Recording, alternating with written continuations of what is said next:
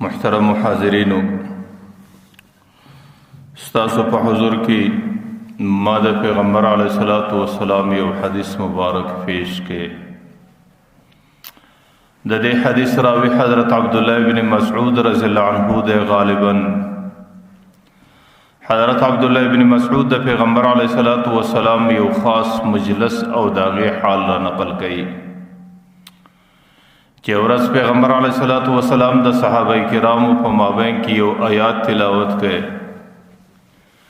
د هغې آیات الفاظ او د هغې مضمون داسې و: فمن یرید الله ان یهدیه، چې کله الله تعالی اراده د دې لري چې یو چاته هدایت وکړي، نو د هغې سره د الله تعالی معامله داسې یشرح صدره للاسلام، د هغې سینه الله تعالی اسلام ته فراخه کی، خلاصه کی، او هغې ته الله تعالی شرح صدر ور نصیب کی. چې کله پیغمبر علیه الصلاۃ والسلام د صحابه کرامو په مجلس کې د دې آیات تلاوت وکړي، نو صحابه کرامو د پیغمبر علیه الصلاۃ والسلام څخه پوښتنه کوي، ورته وایي: ما هذا شرح یا رسول الله، ای د الله رسول، دا څه معنا چې د انسان سینه فراخه شي؟ چې کله الله تعالی یو چاته د هدایت اراده وکړي، نو د هغې په سینه کې شرح راسي. صحابه کرام د پیغمبر علیه السلام څخه پوښتنه کوي چې دغه شرح څنګه راځي؟ پیغمبر علیه الصلاۃ والسلام ورته النور اذا دخل صدر، چې کله د الله تعالی نور، ایمانی نور الله تعالی د انسان و سینه ته ور داخل کی، نو یشرح صدره، د هغې په سینه کې انشراح راسي، د هغې سینه کې نورانیت راسي، په هغې سینه کې ظلمت او تیاریکه ختم سي. او د نورانیت علامه دا ده چې د هغې سینه کې د عباداتو سره محبت راسي، د الله سره محبت راسي، او د دین سره محبت راسي. او هغه سینه کې الله تعالی د اسلام راوړلو دپاره استعداد برابر کی، انسان د دې دپاره مستعد سی. د سړي سینه دا استعداد پیدا کی، او د سړي سینه د انسان سینه دې ته تیار سی چې هغې کې اوس د اسلام محبت ځای نیولی سي. نو ورته د سینې شرح او د سینې پراخوالی معنا دا ده چې الله تعالی سینه داسې پراخه کې، داسې جوړه کې چې بیا د هغې په خاطر باندې د سینه کې د اسلام د محبت او د آخرت د اعمالو او د الله تعالی د دین د محبت استعداد او صلاحیت الله تعالی پیدا کی. یو صحابي ورته وایي: وهل له علامة وهل لذلك علامة، اے د الله رسوله، د دې دپاره یو څه علامه شته چې موږ د انسانانو ته ګورو چې دې انسان په سینه کې الله تعالی انشراح راوستلې ده، او د دې سینه الله تعالی د دین دپاره پراخه کړې ده، او دې انسان ته الله تعالی د هدایت اراده کړې ده. د دې علامه څه ده؟ موږ به په دې انسانانو کې دا څه پیژنو چې دې انسان ته الله تعالی د خیر اراده کړې ده، او دې انسان ته الله تعالی د خیر اراده نه ده کړې. د دې وضاحت او معلومات به موږ ته پر څه باندې کېږي. پیغمبر علیه الصلاۃ والسلام د هغې درې علامې ورته بیانوي، ورته چې کله د یو چا په زندگی کې دغه درې نښانې او علامې ښکاره سوې، نو په دې باندې پوه سه چې دې ته الله تعالی د خیر اراده کړې ده، دې ته الله تعالی خپل نور دې سینه ته ور داخل کړی دی، او دې سینه کې الله تعالی د اسلام او د دین او د هدایت استعداد برابر کړی دی. ورته هغه درې علامې څه دي؟ اوله علامه پیغمبر علیه السلام ورته وایي: التجافی عن دار الغرور، د دنیا د زندګۍ څخه کناره کشي کول.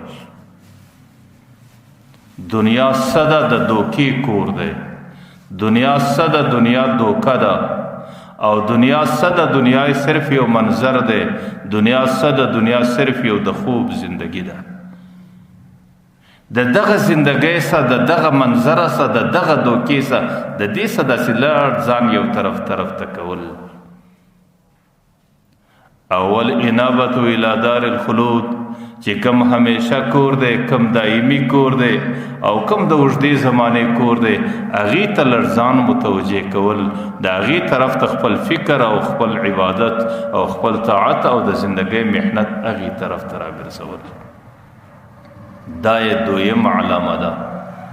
اول استعداد للموت قبل النزول چې سړی مرګ او قبر ته نه ورشو سوی د هغې څه مخکې په خپله زندګي کې د هغې دپاره لږ استعداد برابرول بس.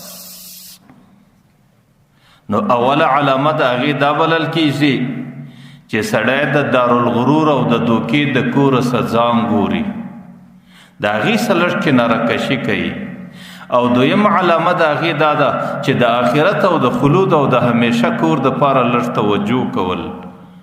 او دریم چې آخرت او قبر ته سړی ورشوه کیږي د هغې څه مخکې د خپل ځان دپاره په خپل مزاج کې د هغې د لږ تیارۍ دپاره استعداد پیدا کول.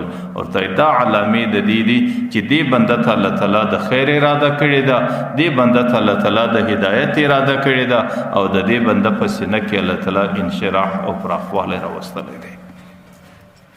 نو پیغمبر علیه الصلاة والسلام د هغې دپاره دغه درې نښانې چې د دوکې د کور څخه کناره کشي او د همیشه کور دپاره تیاری او د آخرت دپاره او د قبر دپاره صلاحیت برابرول، چې کله دا درې نښانې په چا کې راغلې هغه سړي ته الله تعالی په دې زندګي کې د خیر اراده کړې ده. نو زندګي کې دغه درې کاره کول، که د کم چا مزاج پر دې باندې جوړي او د ډېره وختي سه زندگی په دغه شکل روانه کړي چې د دنیا څخه همیشه کناره کشه زندگی تیروي او ورځ او شپه په عبادت کې تیروي او د خپل آخرت لپاره استعداد برابروي. خو یقینا مبارک انسان دی، الله تعالی د ډېره وخت د خیر اراده ورته کړې ده. لیکن که د چا په مزاج کې در اوسه پورې دې خبرو ځای نه دی نیولی نو د هغې دپاره اوس هم موقع شته چې هغې د نن سبا د خپلې زندګۍ ترتیب را بدل کی. د دنیا محبت قرار درجه پر درجه په دماغ کې کمول او د آخرت او د آخرت د اعمالو محبت دماغ ته ورشو کول او د خپل قبر دپاره استعداد او صلاحیت برابرول. دا اوس څه هم که چا نه یې کړي اوس هم د کړنې کارونه د مسلمان دپاره هغه په زندګي کې دغه دي. نو دې کې پیغمبر علیه الصلاة والسلام درې نښانې بیان کړي دي. اولنۍ نښانه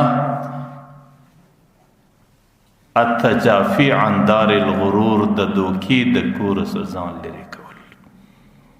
دنیا ته د دوکې کور پیغمبر علیه السلام ویلی دي او صرف پیغمبر علیه الصلاة والسلام نه دی، قرآن کریم کې هم دا وایي وما الحیاة الدنیا الا متاع الغرور. دا دنیا یو د دوکې کور دی، دا یو د دوکې منظر دی چې موږ او تاسو یې وینو، او دا یو ختمېدونکی منظر دی، او دا یو دوکه کوونکی منظر دی چې انسان یې ویني. دوکه څه ته وایي؟ دوکه دې ته وایي چې کله کله انسان یو شي ته ګوري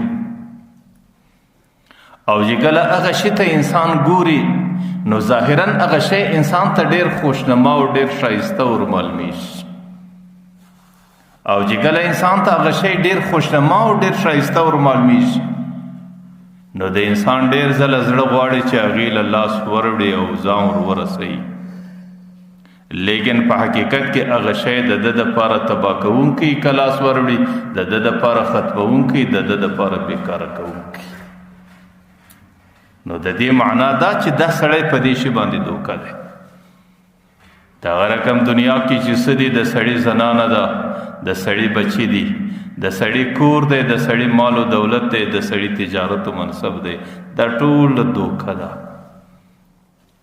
ظاهرا انسان ځان ته رابولي چې د دې محبت د انسان په دماغ کې، لیکن چې کله انسان د دې محبت و دماغ ته واچي نو بیا په حقیقت کې د سړي سره آخرت یې رہی او د آخرت حقیقت کې د سړي سره د آخرت تیاری یې رہی او سړی د آخرت ته په غفلت کې اچي او دا عمل د انسان دپاره تباه کوونکی. نو دا انسان په د اولادو په زنانه، دا انسان د دنیا په مال و دولت باندې بیا دوکه بلل کیږي. د الله تعالی ترتیب هم داسې دی، الله تعالی دا شان سړي ته ډېر ښایسته کی. زین للناس حب الشهوات من النساء والبنین والقناطر المقنطره.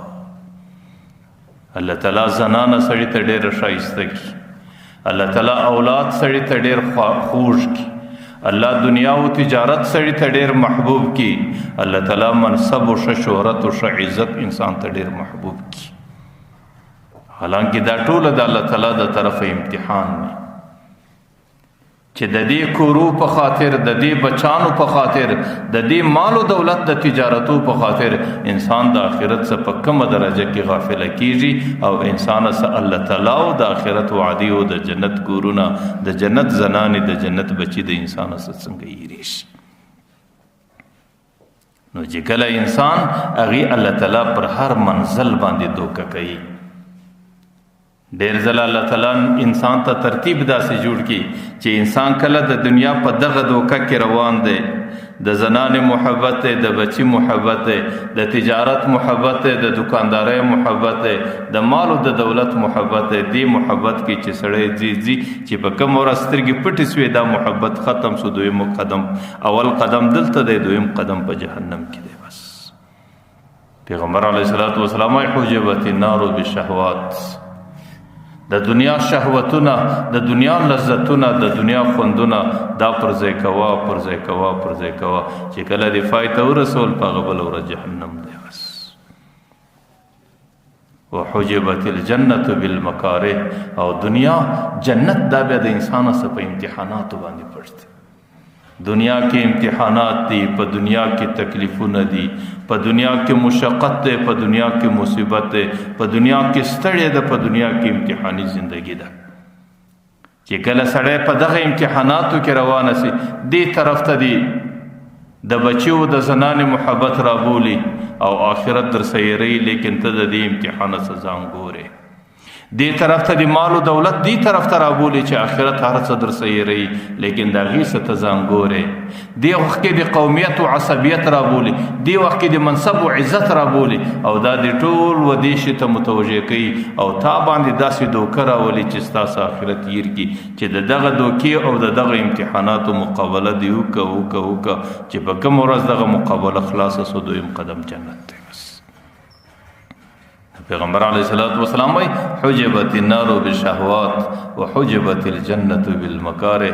اور د انسان سره دا د دنیا په مشکلاتو باندې پټ دی، او دا د انسان سره په جنت، د انسان سره د اور د انسان سره د دنیا په لذاتو باندې پټ دی، او جنت د انسان سره د دنیا په مشکلاتو باندې پټ دی.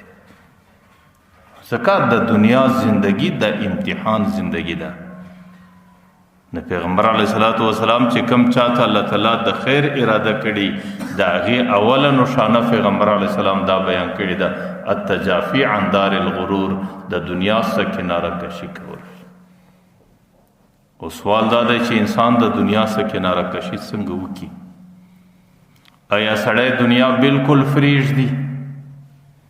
آیا د ځان سره د دین یو لیونی جوړ کی چې بس زه د علم شوقیم، زه د طالبۍ بغیر نور څه نه پیژنم، زه د دین شوقیم، زه د تبلیغ بغیر نور څه نه پیژنم، او زه د دین د حفاظت شوقیم، زه د جهاد بغیر نور څه نه پیژنم، بس د دې لیونی د ځانه جوړ کی. او که کور پریږدي، کلی پریږدي، واده پریږدي، بچام پریږدي، ولاړ سي په یو غرو په یو ځنګله کې کوډل ودرئ او ټوله زندگی د الله په عبادت او په دې کې تیره کړي او د دنیا څخه کناره کشي جوړ کړي. ایا سړی داسې وکړي؟ نه، داسې کول یو قسم رهبانیت دی، او زموږ دین کې رهبانیت ځای نه لري.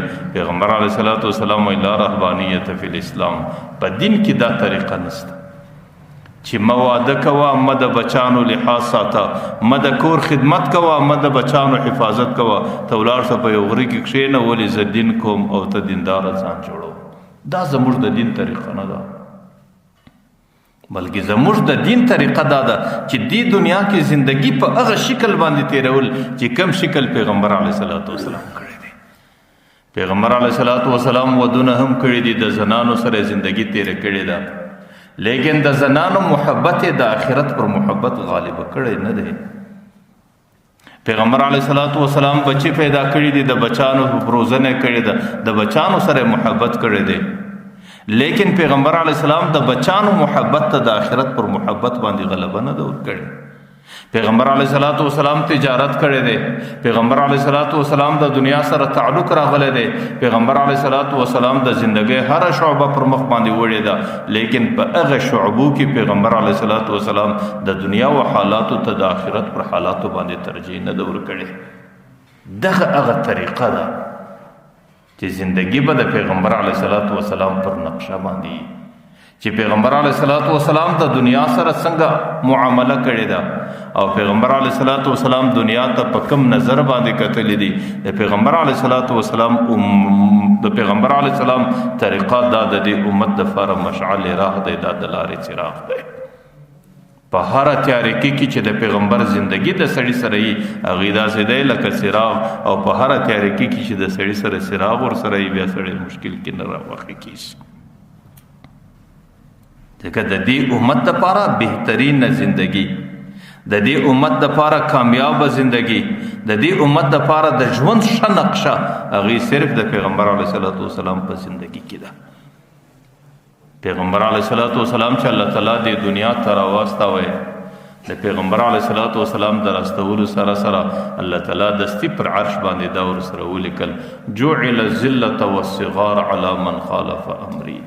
او دا اعلان پیغمبر علیه السلام کوي چې کله زه د دنیا ته رالم، بیا په دې دمځکې پر مخ باندې هغه قوم به د ذلت زندگی ویني، هغه قوم به ستړی زندگی ویني، هغه قوم به د هلاکت او د تباهۍ زندگی ویني چې کم قوم زما پر نقشه، زما پر طریقه او زما پر قدم باندې قدم نه ایږدي، د هغې قوم به ذلت او ستړیا ګرد عمر مقدر وي. او الله تعالی پیغمبر علیه الصلاۃ والسلام چې د دنیا ته رالی، پیغمبر علیه السلام ته څه وایي؟ یا محمد لو استفتحوا كل باب وجاؤني من كل طریق. اے پیغمبره که دا خلق د نن سبا د هر دروازه وټکوي او دا خلق پر هر طریقه باندې در ما پورې ځان را رسول غواړي، لما وسعه الا اتباعک، چې درسو پورې ستا نقشه نه، ستا طریقه نه، ستا پر زندگی نه، در ما پورې هیڅوک ځان نشي را رسولی. نو ځکه پیغمبر علیه الصلاۃ والسلام نقشه او زندگی دا د دې امت دپاره د کامیابۍ معیار دی. پیغمبر علیه الصلاۃ والسلام وایي لو کان آدم صفی الله حیا، کچیری د نن سبات حضرت آدم علیه الصلاۃ والسلام د دنیا کې ژوند پیدا کی، لما وسعه الا اتباعی، چې زما زندگی قبول نه کی کامیابی نشي پیدا کولی. او کده نن سبات ابراهیم علیه السلام دنیا تراس، کده نن سبات موسی علیه السلام دنیا تراس، که عیسی علیه السلام دنیا تراسی، لما وسعه الا اتباعی، کامیابی لار یو لار ده او د زندگی نقشه یو نقشه ده چې هغه زما نقشه ده، زما پر نقشه به زندگی تیری. نو ځکه دنیا څخه کناره کشي کول دا د هغه چا علامه ده چې کوم چا ته الله تعالی د خیر اراده کړي، لیکن د کناره کشي معنا دا نه ده چې سړی به دنیا او هر څه پرېږدي. د کناره کشي معنا دا ده چې سړی به د دنیا سره داسې معامله او زندگی کوي لکه کومه معامله او زندگی چې د دنیا سره پیغمبر علیه الصلاۃ والسلام کوله. پیغمبر علیه الصلاۃ والسلام واده هم کاوه، پیغمبر علیه الصلاۃ والسلام بچی هم ولو، د پیغمبر علیه السلام تجارت هم ولو، د پیغمبر علیه الصلاۃ والسلام د دنیا سره تعلق هم، لیکن د دنیا تعلقات، د دنیا محبت هغې د آخرت پر محبت باندې غالبه هېڅکله نه دی ګرځولی. څه معنا چې په کوم ځای کې به د دنیا او د آخرت معامله راله، بیا پیغمبر علیه السلام آخرت ته پر دنیا باندې چې ورکوله، ترجیح ورکوله. نو ما درته ویل زموږ دپاره مشعل راه چې دی هغې د پیغمبر علیه السلام سنت دی. انسان که د خپلې زندګۍ معلومات غواړي چې زما زندگی څومره کامیابه ده او د دنیا کې زما زندگی څومره ناکامه ده، زما زندگی څومره د الله د دین پر طریقه باندې برابره ده او زما زندگی د الله د دین څخه څومره لرې ده، نو د هغې دپاره یو معیار په دې دنیا کې سته، د هغې دپاره یو نقاط سته، د هغې دپاره یو ترازو سته. خپله زندگی دی په هغه ترازو کې وتلي چې زما د زندگی کې په دینی لحاظ باندې څومره وزن دی، هغه زندگی، هغه ترازو، هغه د پیغمبر علیه السلام سنت دی. د خپل ژوندۍ د پیغمبر علیه الصلاۃ والسلام پر سنت طریقه باندې پر دې معیار باندې برابر وګوري. کچېرې دغه معیار د پیغمبر علیه السلام د ژوندۍ د اتباع په شکل باندې بیا خو کامیاب ده، او کچېرې د پیغمبر علیه الصلاۃ والسلام د ژوندۍ د غیر اتباع په شکل چې هر څومره سړی دینداري هغه ژوندۍ ناکامه ده.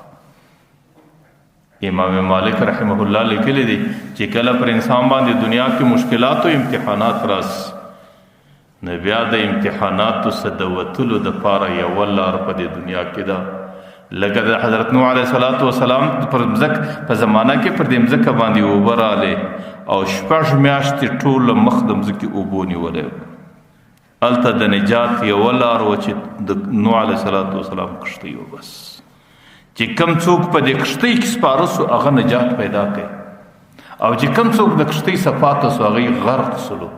نو دنیا کې چم فسادات راس، په دنیا کې امتحانات راس، په دنیا کې ستړې زندگی راسي، الته د خلاصون د پر یو لار ده چې هغه د پیغمبر د سنت کښتۍ ده. بس کله دې کښتۍ سوار څوک سو او دې کښتۍ کې سړی منزل ته ځان رسولی او د هلاکت څخه ځان خلاصولی سي، او کله دې کښتۍ څخه څوک پاته سو هغه د زندګۍ په هلاکت او په تباہی کې واقع سو.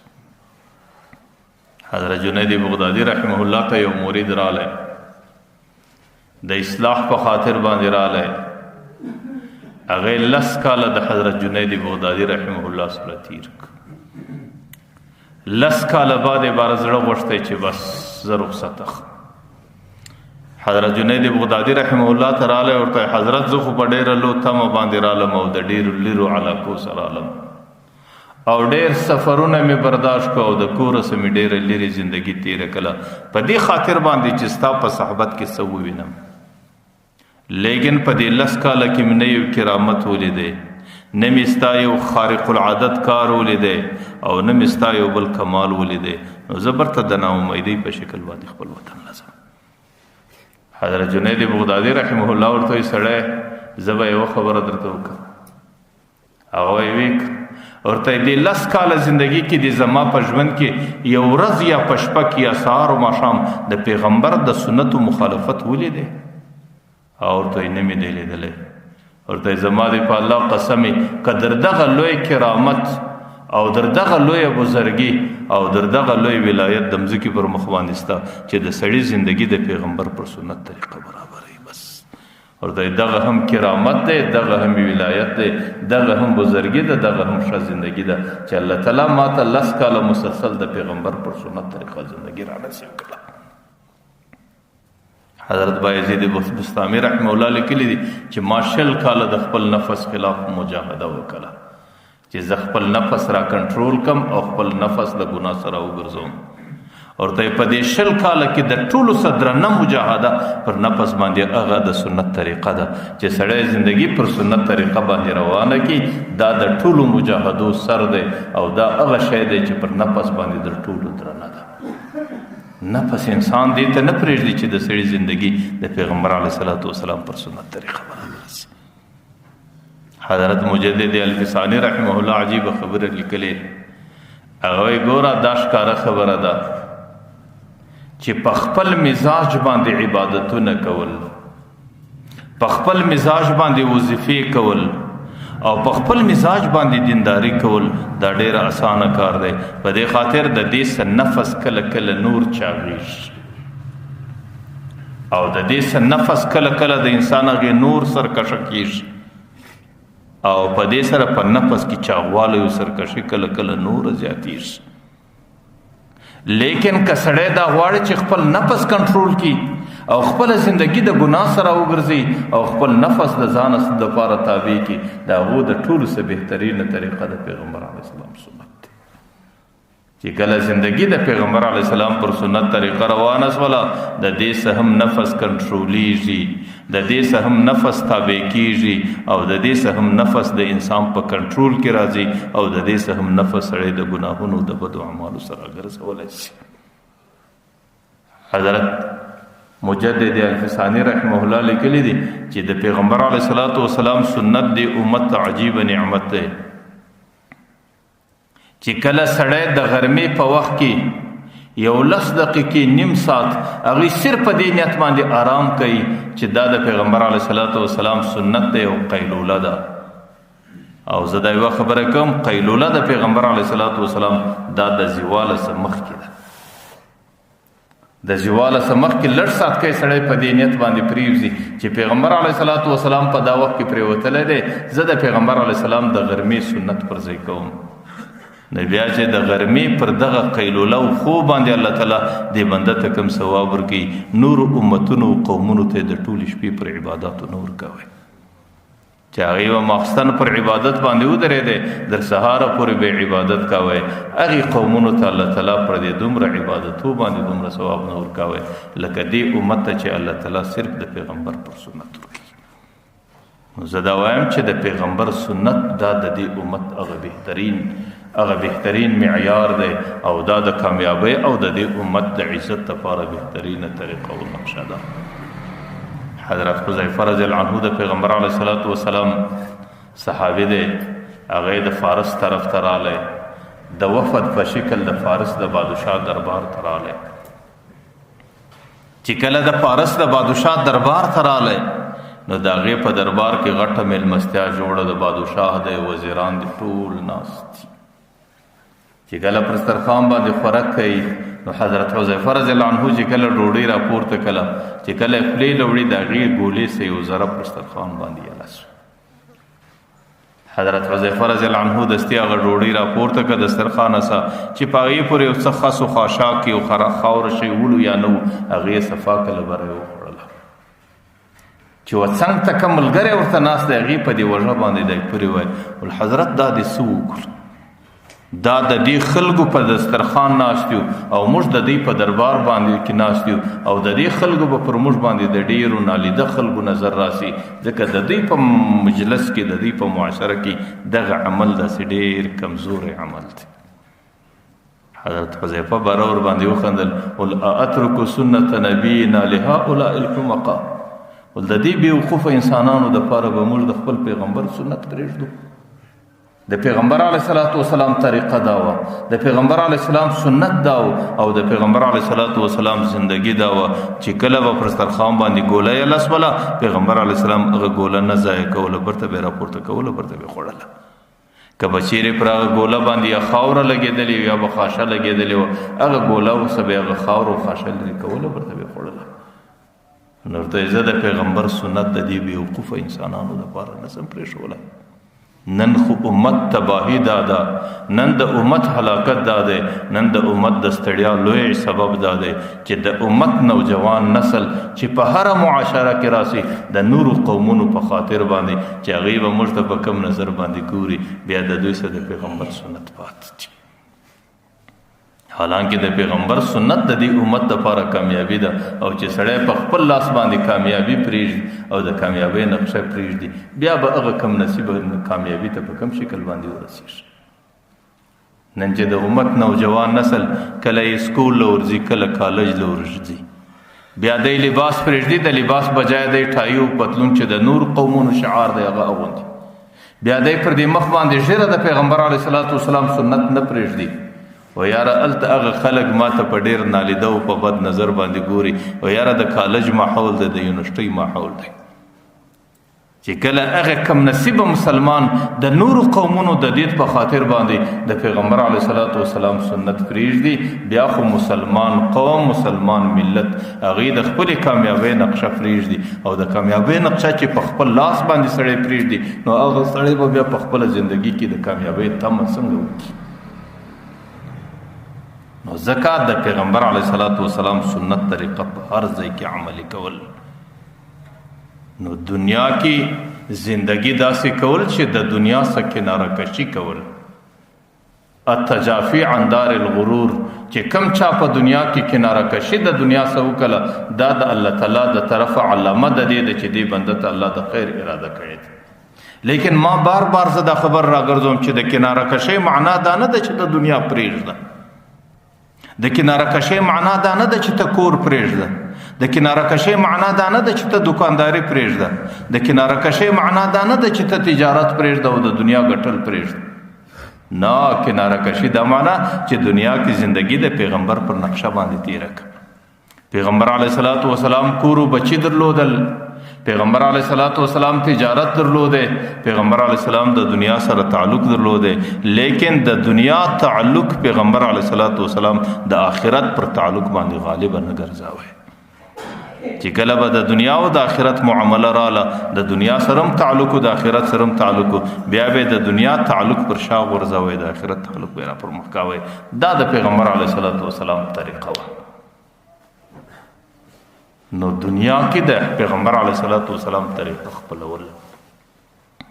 حضرت عمر رضی الله عنه چې کله دور رااله، د حضرت عمر رضی الله عنه په دور کې غالبا مسلمانانو ته الله تعالی پر دې مځکه غلبه ورکړه. 22 لکه مربع میل مځکه په اسلام کې رااله.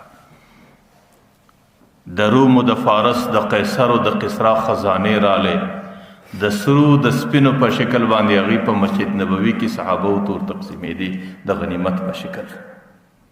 او د هغه علاقې د بادشاهانو لونی رااله، د هغه زنانې رااله، هغه په مسجد نبوي کې په قطارونو کې ولاړې وي او مسلمانانو ته د منځو په شکل تقسیمېدلې.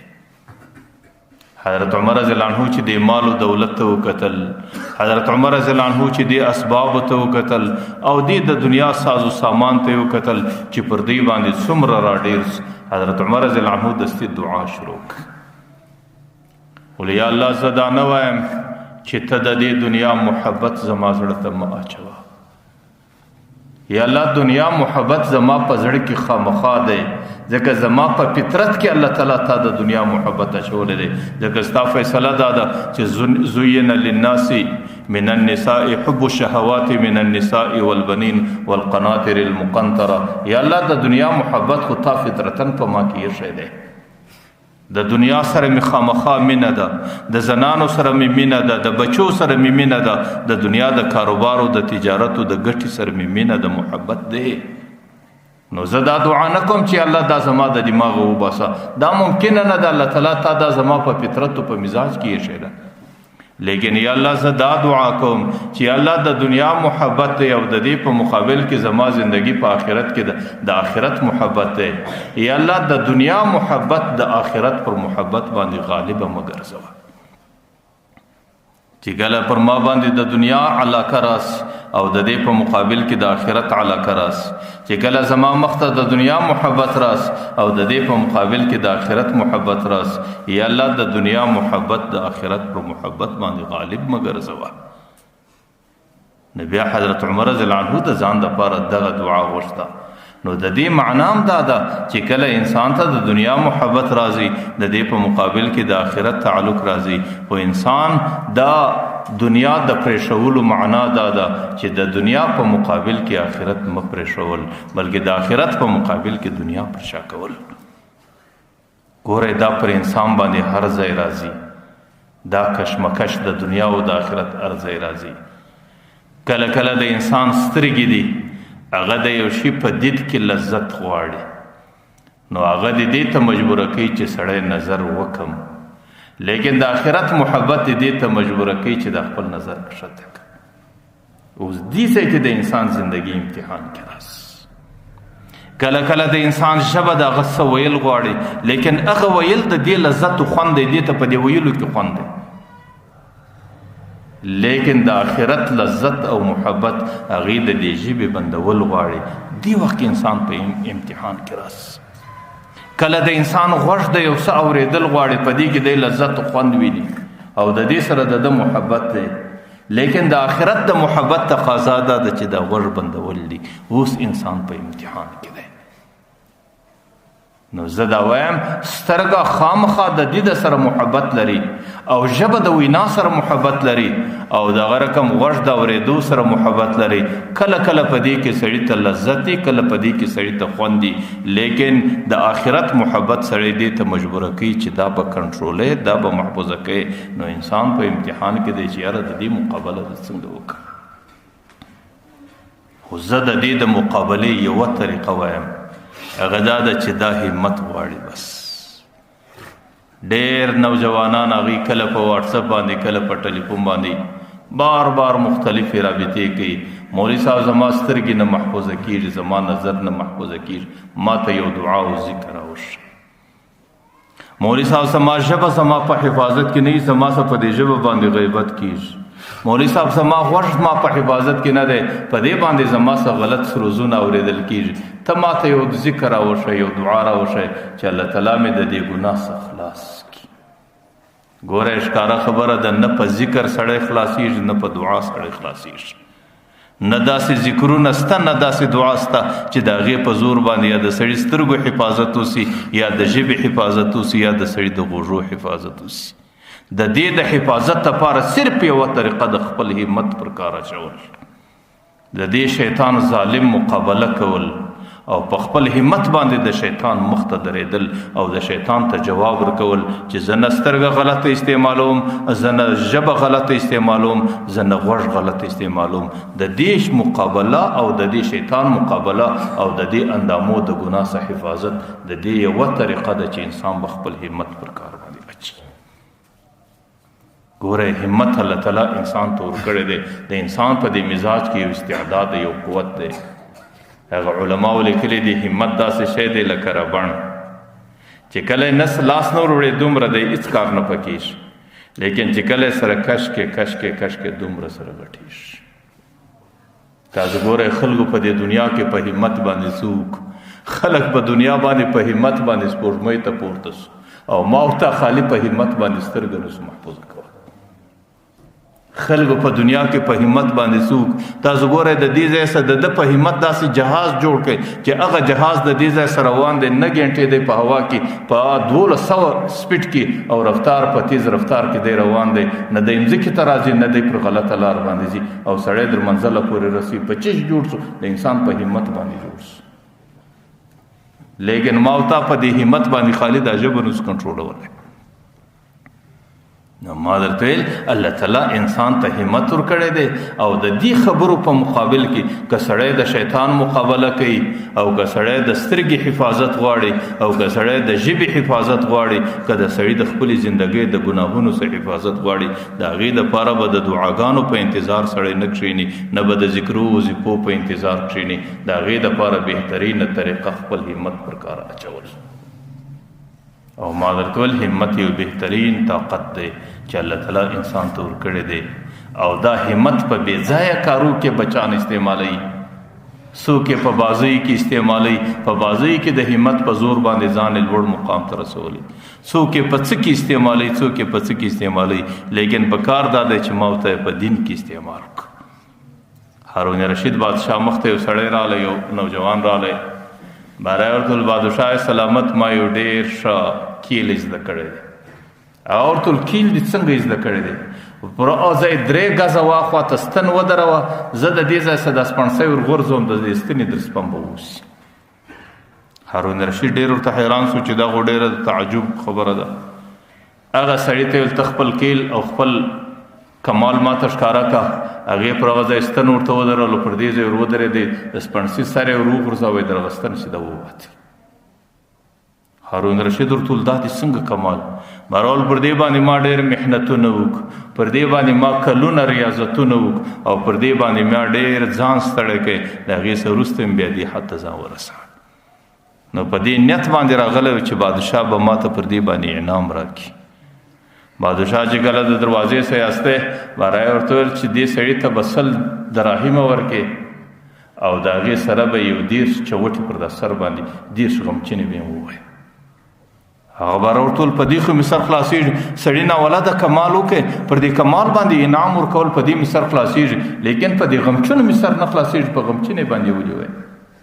بهرحال زه انعام پر دې باندې یقیني ورکوم چې سړی کمالداره دی، لیکن غصه پر دې باندې راځي چې دا دومره محنت، دا دومره ریاضت پر دومره پالتو کار باندې د څنګه وکړي؟ ایا په دې کې اوس څه کمال دی چې د ستنې در سپم باندې سپڼسۍ وباسه؟